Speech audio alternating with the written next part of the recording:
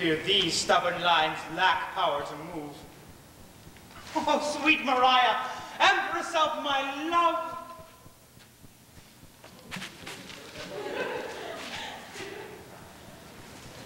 Sweet Maria, these numbers will I tear and write again in prose.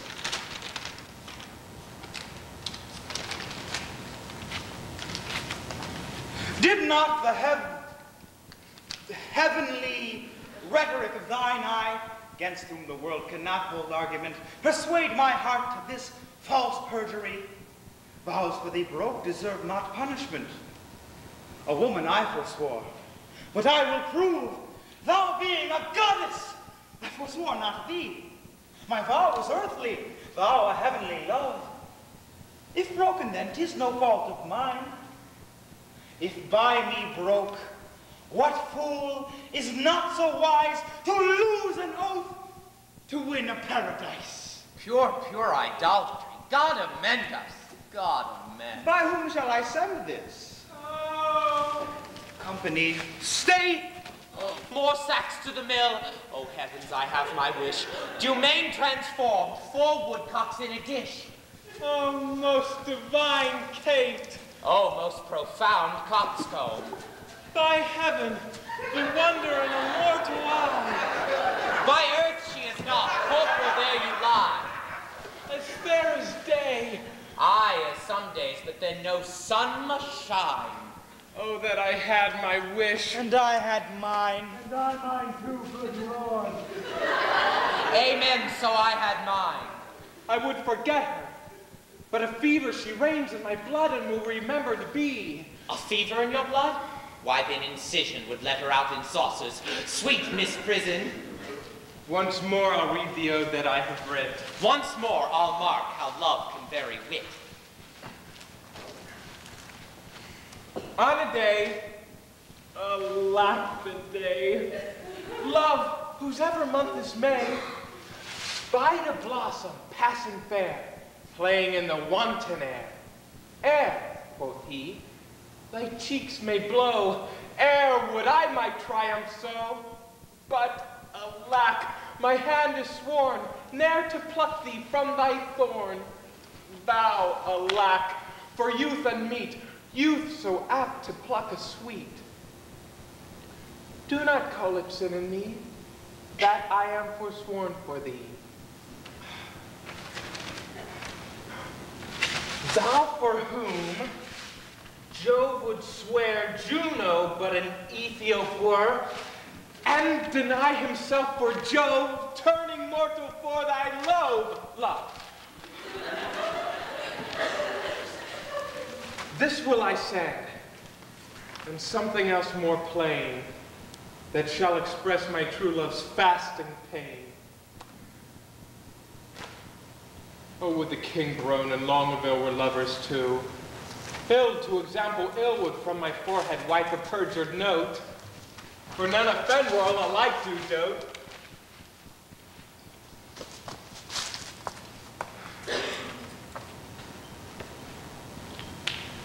Dumain, thy love is far from charity, that in love's grief desires society. Oh, you may look pale, but I should blush, I know, to be overheard and taken napping so. Come, sir. You blush. As his, your case is such. You chided him, offending twice as much. I have been closely shrouded in this bush, and marked you both, and for you both did blush. I heard your guilty rhymes, observed your fashion, saw sighs reek from you, noted well your passion. You would for paradise break faith and troth, and Jove for your load would infringe an oath. What will Barone say when that he shall hear faith infringed with such zeal did swear? How will he scorn? How will he spend his wit? How will he triumph, leap, and laugh at it? For all the wealth that ever I did see, I would not have him know so much by me. Now step I forth to wit hypocrisy. Aye, good my liege, I pray thee pardon me.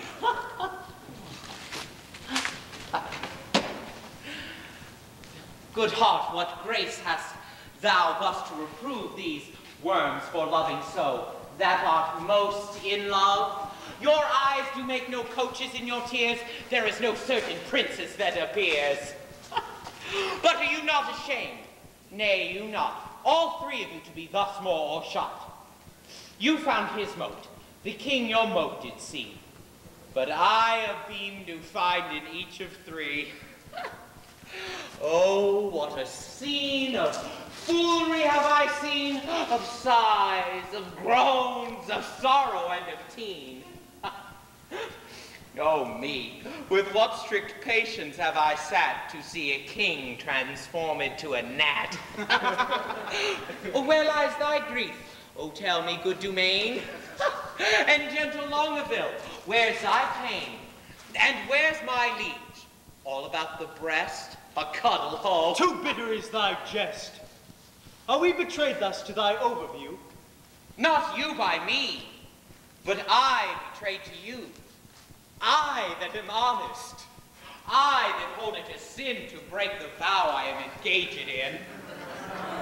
I am betrayed by keeping company with moonlight men, men of inconstancy. When shall you see me write a thing in rhyme, or groan for Joan, or spend a minute's time in pruning me? When shall you hear that I will praise a hand, a foot, a face, an eye, a gait, a state, a brow, a breast, a leg, a limb? Soft. God bless the king. What paper hast thou there? Some certain treason. What makes treason here? I beseech your grace, let this letter be read. Our person misdoubts it. 'Twas treason, he said. Baron, read it over. Where hast thou it? A posture? Where hast thou it? A brune dramadio. Brune dramadio. Oh, how now? Why dost thou tear it? A toy, my liege, a toy. Your grace need not fear it. It did move into passion, therefore let's hear it. It is Baron's handwriting, and here is his name. Ah, you whoresome loggerhead, you were born to do me shame. Guilty, my lord. Guilty. I confess. I confess. What? That you three fools lacked me, fool, to make up the mess. He, and you, my liege, and I, are pick purses in love, and we deserve to die. Now the number is even. True, true. We are four. Oh, dismiss this audience, and I shall tell you more. Pensers, away. Walk aside the true folks, and let the traitors stay.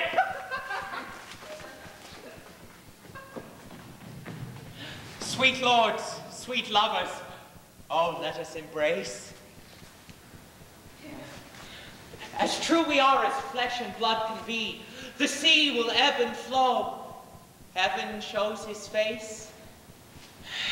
Young blood doth not obey an old decree. We cannot cross the causeway we were born. Therefore, of all hands must we be forsworn. What?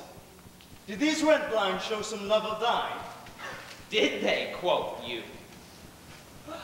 Who sees the heavenly Rosaline, that like a rude and savage man of Indy, the first opening of the gorgeous East, bows not his vassal head, and struck and blind, kisses the base ground with obedient breast?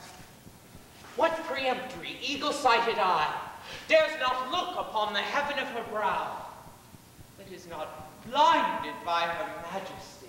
What zeal, what fury hath inspired thee now? My love, her mistress, is a gracious moon. She, an attending star, scarce seen a light.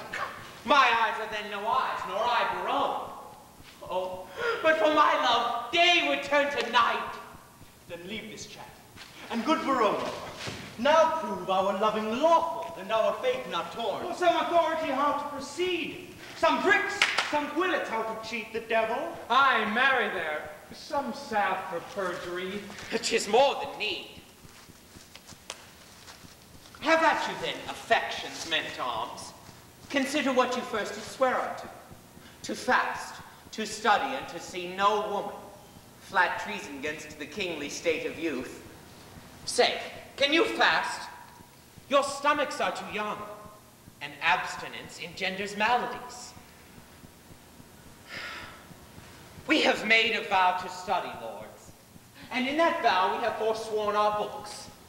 For when would you, my liege, or you, in leaden contemplation have found out such fiery numbers as the prompting eyes of beauty's tutors have enriched you with? Other slow arts entirely keep the brain, and therefore, finding barren practicers scarce show a harvest of their heavy toil. But love, first learned in a lady's eyes, lives not alone immured in the brain, but with the motion of all the elements, courses his swiftest thought in every power, and gives to every power a double power, above their functions and their offices. It adds a precious seeing to the eye.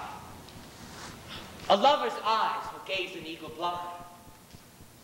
A lover's ear will hear the lowest sound. Love's feeling is more soft and sensible than are the tender horns of cockled snails. For valor, is not love a Hercules still climbing trees in the Hesperides? Subtle as Sphinx, as sweet and musical as bright Apollo's lute, strung with his hair. And when love speaks, the voice of all the gods make heaven drowsy with the harmony. Oh. From women's eyes, this doctrine I derive.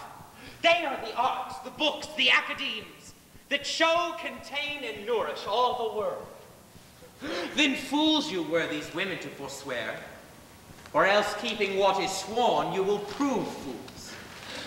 For wisdom's sake, a word that all men love, or for love's sake, a word that loves all men, let us once lose ourselves to find our oaths, or else we lose our oaths to find ourselves. It is religion to be thus forsworn. And now to play thee, O ladies closes by, shall we resolve to woo these girls of France? And with them too. Let no time be omitted. Saint Cupid then and soldiers to the field. Advance your standards and upon them, lords. Pell-mell down with them. So is your life.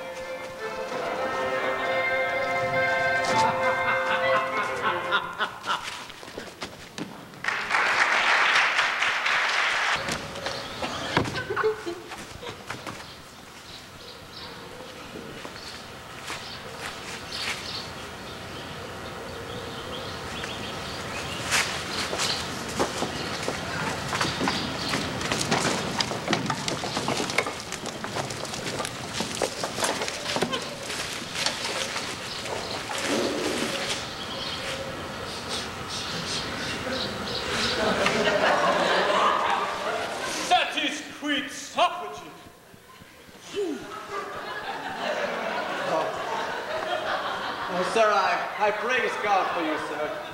Your reasons at dinner were sharp and sententious, pleasant without scurrility, witty without affection, audacious without impudence, learned without opinion, and strange without heresy. I did discuss this quondam day with a companion of the king's, who is a titular, nominated, or called Don Adriano de Armado. No, vi hominem tanquam te. Armado. No. His humor is lofty, his discourse peremptory, and his general behavior vain, ridiculous, and personical. He is too picked, too spruce, too affected, too odd, as it were. Too peregrinate, as I may call it. A most singular and choice epithet. He draweth out the thread of his verbosity finer than the staple of his argument. I abhor such fanatical phantasms, such insociable and point-device companions, such rackers of orthography. Oh, this is abominable, which he would call abominable, and insinuateth me of insani. Man-intelligence domine, to make frantic, lunatic. Las Deo bene intelligo. Vitesne quis venit. Deo et Gaudeo. Men of peace, well encountered. Most military, sir. Salutation. Artsmen, preambulate. We will be singled from the barbarous. Sir, it is the king's most sweet pleasure and affection to congratulate the princess in the posteriors of this day, which the rude multitude call the afternoon. The posterior of the day. Most generous, sir, is liable, congruent, and measurable for the afternoon. The word is well called. Chose, sweet, and apt, I do assure you, I do assure. They have been at a great feast of languages and stolen the scraps. Oh, they have lived long on the alms basket of words. I marvel thy master have not eaten thee for a word, for thou is easier swallowed than a flat dragon, for thou art not so long by the head as honorificabilitur natalibus. Honorificabilitur natalibus. Peace! Sir, the king is a noble gentleman and my familiar. I do assure ye, very good friend, for what is private between us, let that pass. For I must tell thee, it will please his grace by the world sometime to lean upon my poor shoulder, and with his royal finger thus dally with my excrement, with my mustachio. But sweetheart, let that pass. By the world, I recount no fable. Some certain special honors it pleaseth his greatness to impart to Armado, a soldier, a man of travel, that hath seen the world. But let that pass. The very all of all is. But sweetheart, I do implore secrecy, that the king would have me present the princess, oh sweet Chuck, with some delightful ostentation or show, or pageant, or antic, or firework. Now, understanding that the curate and your sweet self are good at such eruptions and sudden breaking out of mirth, as it were, I have acquainted you withal, to the end to crave your assistance. Sir, you shall present before her the 9 conquerors, the 9 worthies. Sir Nathaniel, as concerning some entertainment of time, some show in the posterior of the day, to be rendered by our assistance, the king's command, and with this most gallant and learned and illustrate gentleman before the princess, I say none so fit as to present the 9 worthies. Then where will we find men worthy enough to present them? Well, Joshua, yourself. Myself, this gallant gentleman, Judas Maccabeus. This swain, because of his great limb of joints, will pass Pompey the Great. The page, Hercules. Pardon, sir. Error. He is not quantity enough for that worthy's thumb. He is not so big as the head of his club. Shall I have audience? He shall present Hercules in minority. His entry and exit shall be strangling a snake, and I will have an apology for that purpose. An excellent device! If any of the audience hiss, you may cry out, "Well done, Hercules! Now thou crushest the snake!" For the rest of the worthies, I will play 3 myself. Thrice worthy gentlemen.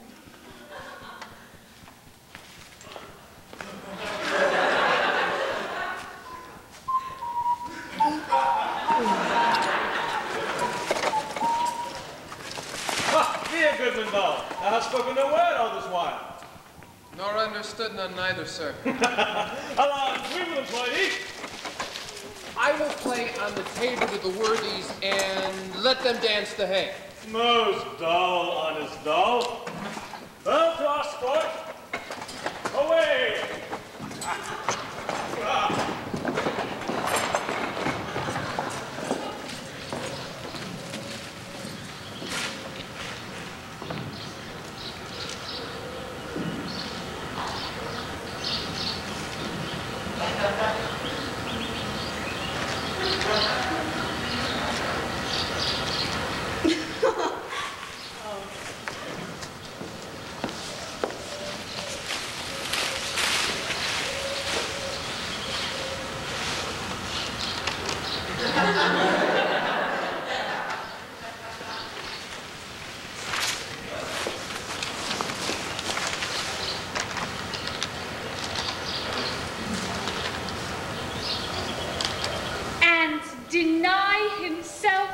show, turning mortal for thy love.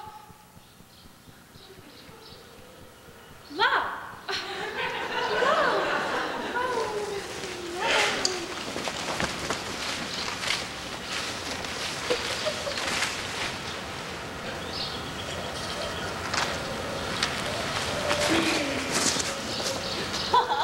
Sweethearts, we shall be rich ere we depart, if fairings come thus plentifully in. Look you what I have from the loving king. Oh, madam, came nothing else along with that? Nothing but this. Yes, as much love and rhyme as would be crammed up in a sheet of paper, written both sides, the leaf, margent and all, that he was fain to seal on Cupid's name. But Rosaline, you have a favor too. Who sent it and what is it? I would you knew. And if my face were but as fair as yours, my favor were as great. Be witness this. May I have verses too, I thank Barone. Oh, he hath drawn my picture in his letter. Anything like? Much in the letters, nothing in the praise. Beauteous as ink. A good conclusion. A pox of that jest. But Catherine, what was sent to you from fair Dumaine? Madam, this glove.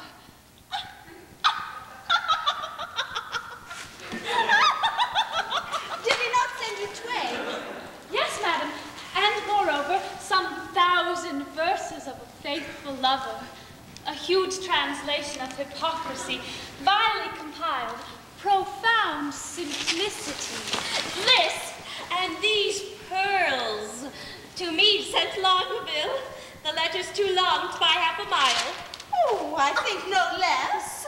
Dost thou not wish in heart that the chain were longer and the letter short? Aye, or I would these hands might never part. We are wise girls to mock our lovers so. They are worse fools to purchase mocking so.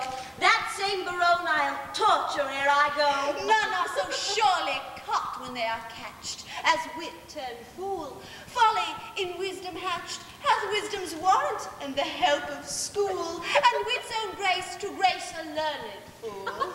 Folly in fools bears not so strong a note as foolery in the wise when the wit doth dote. Here comes Boyette, and mirth is in his face.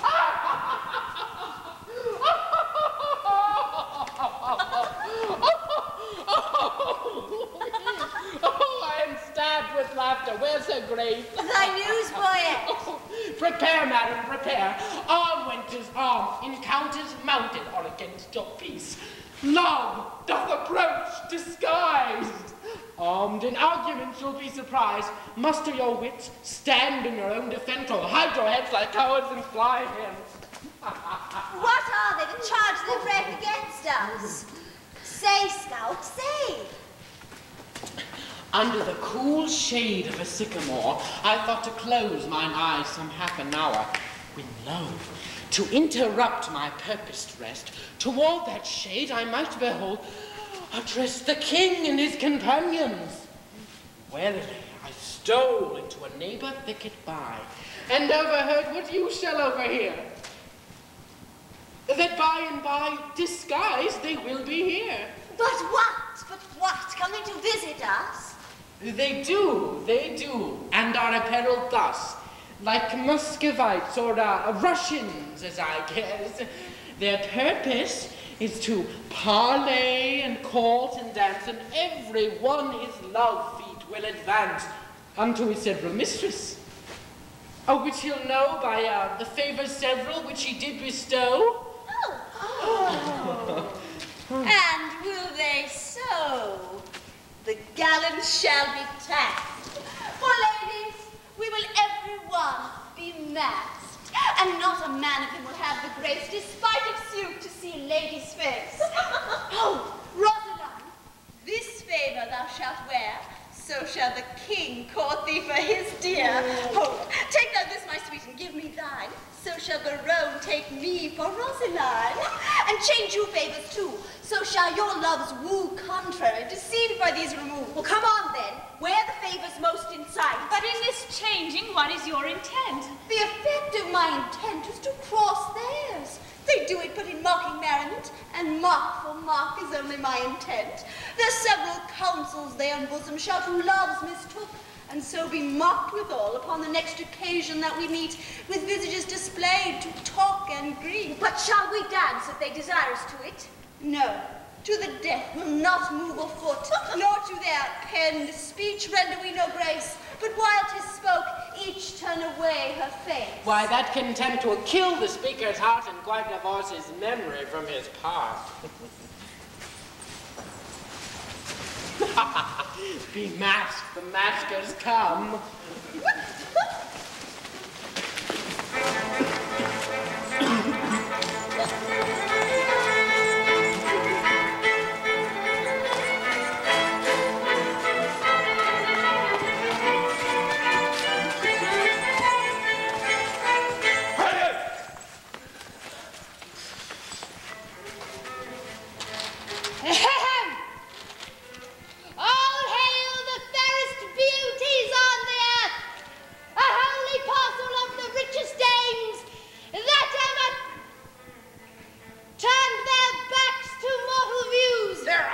Fill in their eyes. That never turned their eyes to mortal views.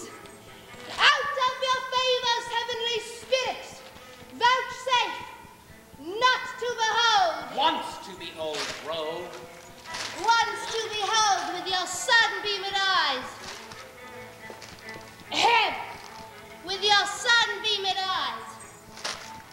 They do not mock me, and that brings me out. Is this your perfectness? Be gone, rogue. Siberia. What would these strangers know their minds for yet? If they do speak our language, 'tis our will that some plain man recount their purposes. Know what they would. What would you with the princess? Nothing but piss and gentle visitation.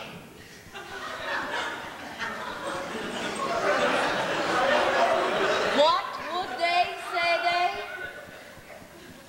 Nothing but our piss and gentle visitation. Why, that they have, and bid them so be gone. She says you have it and you may be gone.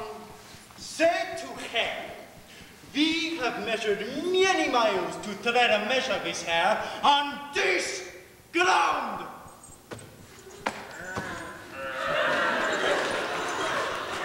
They say that they have measured many miles to tread a measure with you on this ground. It is not so. Ask them how many inches doth fill up 1 mile. If they have measured many, the measure then of 1 is easily told. If to come hither you have measured miles, and many miles, the princess bids you tell how many inches doth fill up 1 mile. Tell her we measure them by very steps.